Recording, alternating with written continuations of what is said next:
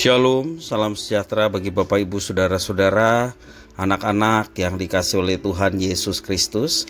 Berjumpa kembali bersama saya Pendeta Eka di dalam renungan firman Tuhan pada hari ini, hari Jumat 1 Desember 2023. Sukacita dan damai sejahtera dari Tuhan Yesus kiranya menyertai hidup kita sekalian. Puji nama Tuhan. Pembacaan firman Tuhan hari ini sampai pada pembacaan 1 Korintus pasal yang ke-9. Kiranya firman Tuhan yang kita baca dan sebentar kita renungkan sungguh memberkati hidup kita sekalian. Puji Tuhan. Baik, sebelum kita akan merenungkan bagian firman Tuhan hari ini, mari kita akan berdoa. Tuhan Bapa di surga, di dalam nama Tuhan Yesus, kami datang padamu mengucapkan syukur terima kasih buat kasih setia dan berkat pemeliharaan Tuhan atas kami.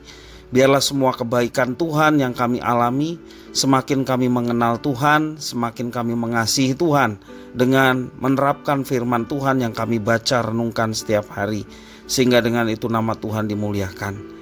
Terima kasih Tuhan, ini diri kami sedia untuk belajar firman-Mu, mampukan kami untuk memahami serta menerapkannya. Demi nama Yesus kami berdoa, haleluya, amin. 1 Korintus pasal yang ke-9 ayat 1 sampai 14, demikian firman Tuhan. Bukankah aku rasul? Bukankah aku orang bebas? Bukankah aku telah melihat Yesus Tuhan kita?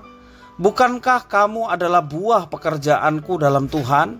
Sekalipun bagi orang lain aku bukanlah rasul, tetapi bagi kamu aku adalah rasul, sebab hidupmu dalam Tuhan adalah materai dari kerasulanku. Inilah pembelaanku terhadap mereka yang mengkritik aku. Tidakkah kami mempunyai hak untuk makan dan minum? Tidakkah kami mempunyai hak untuk membawa seorang istri Kristen dalam perjalanan kami seperti yang dilakukan rasul-rasul lain dan saudara-saudara Tuhan dan Kefas? Atau hanya aku dan Barnabas sajakah yang tidak mempunyai hak untuk dibebaskan dari pekerjaan tangan? Siapakah yang pernah turut dalam peperangan atas biayanya sendiri? Siapakah yang menanami kebun anggur dan tidak memakan buahnya? Atau siapakah yang menggembalakan kawanan domba dan yang tidak minum susu domba itu? Apa yang kukatakan ini bukanlah hanya pikiran manusia saja. Bukankah hukum Taurat juga berkata-kata demikian? Sebab dalam hukum Musa ada tertulis, janganlah engkau memberangus mulut lembu yang sedang mengirik. Lembukah yang Allah perhatikan? Atau kitakah yang ia maksudkan? Ya, untuk kitalah hal itu ditulis, yaitu pembajak harus membajak dalam pengharapan, dan pengirik harus mengirik dalam pengharapan untuk memperoleh bagiannya. Jadi, jika kami telah menaburkan benih rohani bagi kamu, berlebih-lebihankah kalau kami menuai hasil duniawi daripada kamu?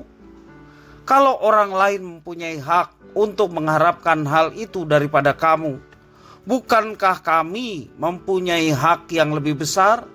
Tetapi kami tidak mempergunakan hak itu. Sebaliknya kami menanggung segala sesuatu supaya jangan kami mengadakan rintangan bagi pemberitaan Injil Kristus. Tidak tahukah kamu bahwa mereka yang melayani dalam tempat kudus mendapat penghidupannya dari tempat kudus itu, dan bahwa mereka yang melayani mezbah mendapat bahagian mereka dari mezbah itu?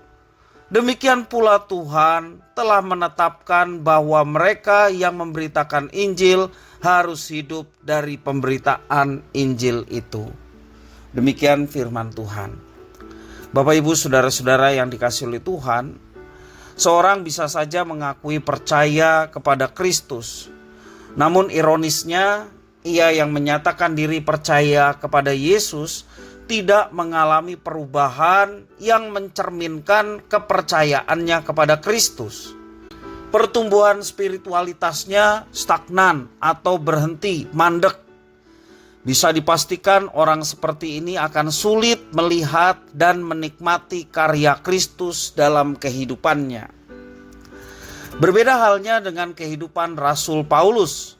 Saat itu memang ada sebagian jemaat yang meragukan otoritas kerasulannya. Alih-alih kecewa, Paulus malah membuktikan keraguan mereka yang salah. Melalui pertanyaan retorik, Paulus mengingatkan dan menegaskan kepada jemaat di Korintus akan identitas dirinya. Ia menceritakan tentang pertobatannya, perjumpaannya dengan Yesus, dan bagaimana ia berjuang bagi Injil Kristus. Perubahan Paulus menjadi bukti bagi mereka bahwa Kristus mampu mengubah kehidupan seseorang. Paulus dari penganiaya jemaat, kemudian menjadi pemberita Injil dan pelayan jemaat. Tidak hanya sampai di situ, Tuhan juga memanggil dan memakai Paulus untuk memberitakan Injil ke daerah-daerah lain di luar Yerusalem. Melalui perubahan hidup Paulus dapat menyaksikan kuasa Tuhan dan kekuatan Injil yang bisa mengubah siapapun dimanapun ia berada. Buah dari pelayanannya adalah kehidupan jemaat di dalam Tuhan. Ayat yang kedua mengatakan demikian. Bapak, Ibu, saudara-saudara yang dikasihi oleh Tuhan, bagaimana dengan kehidupan kita hari ini? Adakah hidup kita mengalami perubahan setelah mengenal Yesus? Apakah kita sudah meninggalkan dosa dan memancarkan kasih Kristus dalam hidup kita? Apakah kehidupan iman kita sudah mencerminkan karakter Kristus? Atau adakah buah yang kita hasilkan karena kita mengalami perubahan hidup di dalam Kristus? Pertanyaan-pertanyaan seperti ini menjadi perenungan bagi kita, agar kita senantiasa ingat akan hakikat kita sebagai tebusan-tebusan Allah di dalam Yesus Kristus yang ditebus untuk melakukan rencana dan kehendaknya dalam kehidupan kita setiap hari. Sesungguhnya kita harus meneladani Paulus. Kita bisa menjadi agen perubahan pada zaman kita sekarang ini, asalkan kita membiarkan Tuhan terus memperbarui hidup kita, dan kita pun dapat menjadi alat Tuhan untuk menolong orang lain agar mereka bertumbuh dalam iman percaya. Yang belum percaya, mereka pun boleh percaya, karena keselamatan hanya ada di dalam Kristus Yesus, Tuhan kita.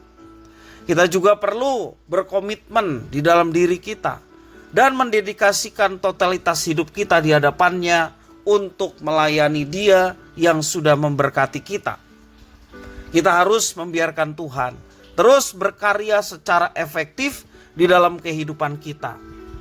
Hanya tangan Tuhan saja yang mampu membawa perubahan dalam hidup kita. Berubahlah sebelum orang lain berubah.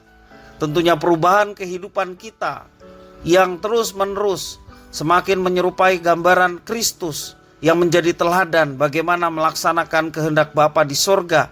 Demikian juga hidup kita melaksanakan seperti yang diperintahkan Tuhan bagi kita. Maka hidup kita pun boleh menjadi berkat bagi sesama. Kerinduan kita, setiap pelayanan kita menjadi efektif karena Injil boleh diberitakan, Kristus boleh diberitakan, dan banyak orang boleh mendengar dan menjadi berkat bagi mereka untuk mereka mengenal jalan keselamatan di dalam Yesus Kristus. Kita berdoa supaya Tuhan senantiasa mengubahkan diri kita semakin indah di hadapan Tuhan, dan melalui kehidupan kita nama Tuhan dimuliakan. Kiranya firman Tuhan memberkati kita sekalian. Mari kita berdoa. Tuhan Bapa di surga, di dalam nama Tuhan Yesus, kami mengucapkan syukur dan terima kasih atas firman Tuhan. Biarlah Tuhan terus mengubahkan hidup kami semakin hari semakin baik, dan hidup kami boleh menjadi berkat bagi sesama. Terima kasih Bapa, demi nama Yesus Kristus kami berdoa mengucap syukur atas firman Tuhan. Haleluya, amin.